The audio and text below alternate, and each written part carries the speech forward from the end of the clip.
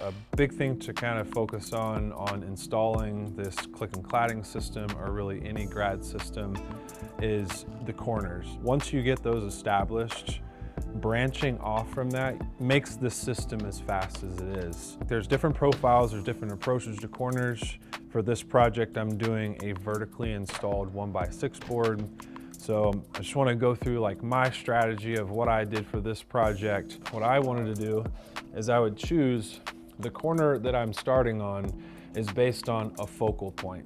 As I'm starting off with this side over here, the width of these boards for a total board is 5 3/16. So for me to imitate a full board starting off in this corner, I cut the lip off of a whole cladding board that still allowed for that 5 3/16. This opposite side board, basically what I did from this corner on a whole board is I wanted this corner to basically be 5 3/16. So what I did is I subtracted from the whole board the thickness of a whole Kebony board. And after everything is sanded down and stained, it looks so good. Like when you're standing on this right side, you see a full thickness of a whole board, and then you're continuing whole board, whole board, whole board.